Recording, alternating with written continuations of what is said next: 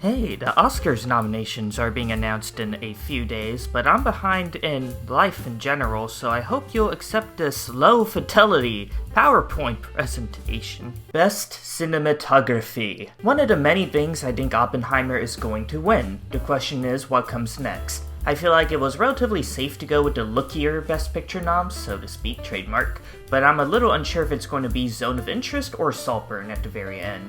Two very different vibes. Best Film Editing. Hello Oppenheimer, my old friend. That's easy, but Flower Moon is also super safe on account of being a Scorsese movie. From here I went off of vibes. Film editing is one of the categories that most strongly conforms to Best Picture noms, so I went with The Holdovers and Poor Things as flashy Best Picture nom picks. And Past Lives. I'm kind of alone on this one, but it really does feel like the kind of thing they would go for as a subtler pick, and there is usually at least one.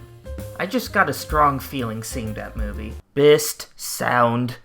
So I've denied time and time again that film editing and sound has some sort of magical correlation, but nah, of course, bomb scene Oppenheimer. Easy and well-deserved pick. However, Maestro also feels really safe.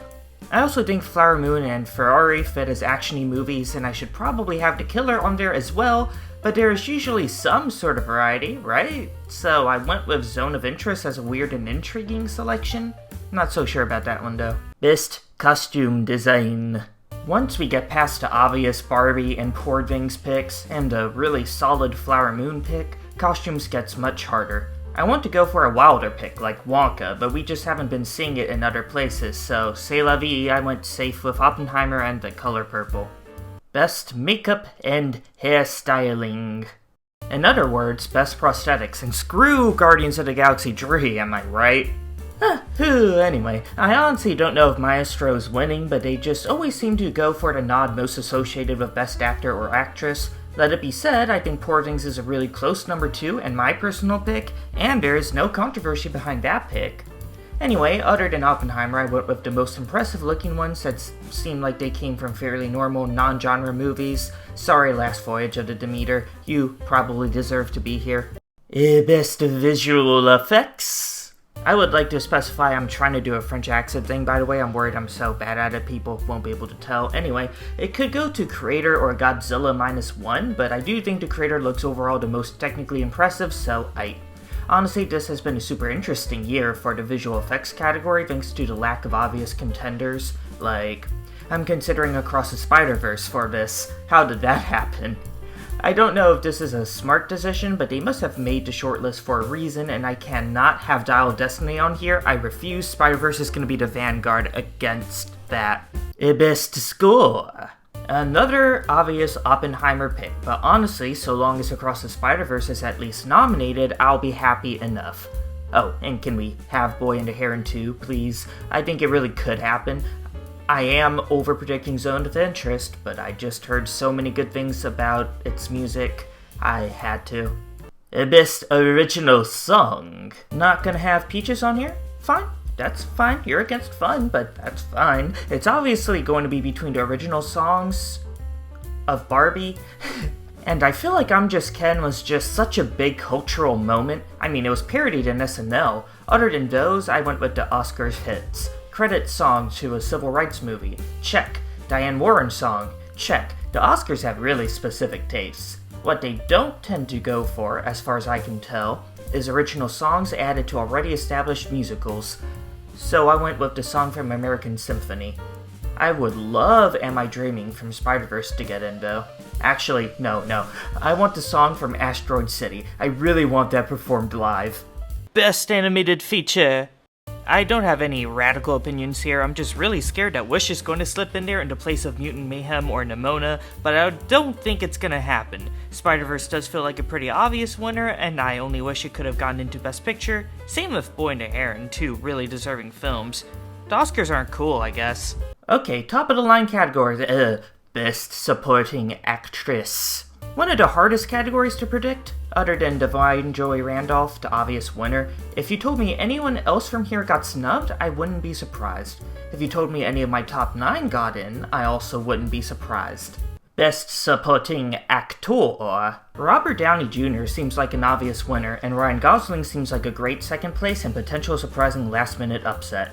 I feel safe about Robert De Niro, but controversially perhaps, I can imagine them pulling a Judi Dench from Belfast and bringing in Willem Dafoe instead of Mark Ruffalo from Poor Things. I just feel like only one of them gets in, especially when Sterling K. Brown feels like such an Oscar nod, you know? Sorry Charles Melton fans, I don't think it's going to happen. Best Actor. I don't know how to predict the winner of this category specifically. I can see it being either of the top three. However, I think Bradley Cooper and Paul Giamatti represent the larger-than-life performances that tend to win, and Bradley Cooper and Cillian Murphy represent the Oscar baity based off of real guy performance that tends to win. So, even though Maestro is a weaker and less popular film overall, I think Bradley Cooper is the safest nod. Jeffrey Wright's pretty safe, and I can't imagine Leonardo DiCaprio not getting in at the end of the day. Maybe I'll be surprised. Best Actress. I still think it's going to be Lily Gladstone, okay? Again, I'm predicting more of a last-minute passion pick, even if Emma Stone feels like the safest prediction, the one you should go for if you want to make money. Anyway, Sandra Hüller better get in, Carey Mulligan is going to get in, and Margot Robbie is having a moment. I wish Greta Lee could be brought in instead, and it's not impossible, but Margot Robbie is Barbie, right? We're approaching the big ones now. Best Original Screenplay. The moment I saw The Holdovers, I pegged it for a screenplay winner, because the lines are just zinger after zinger and it makes you feel warm and fuzzy at the end. Past Lives could be a surprising number 2, though, and Anatomy of a Fall would get my vote. I kind of had a random hunch Iron Claw was going to surprise on nomination morning, though, so I also went with that. Best Adapted Screenplay. Oddly, this is one of the easiest categories because of how stacked it is. It is absolutely going to be these 5 nominated, and when one of them is Barbie, I think that's going to win. Best Director.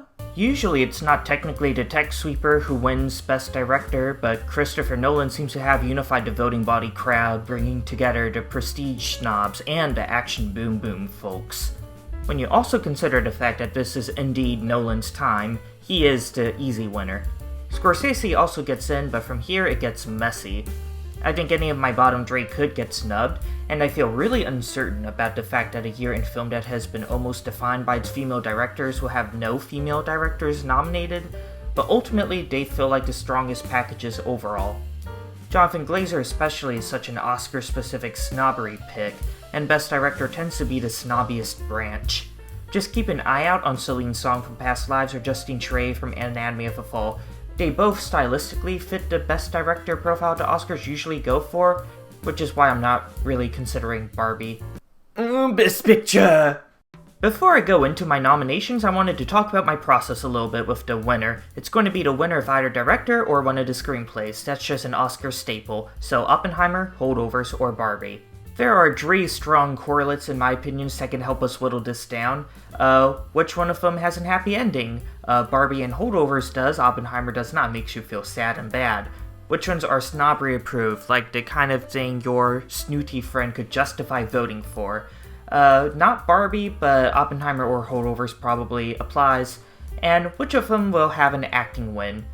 So far as I'm predicting it, Oppenheimer and Holdovers does, Barbie does not. But that could change. Yeah, I think the Holdovers wins. I just had a strong feeling about it ever since I saw it. It has the Best Picture certified feel.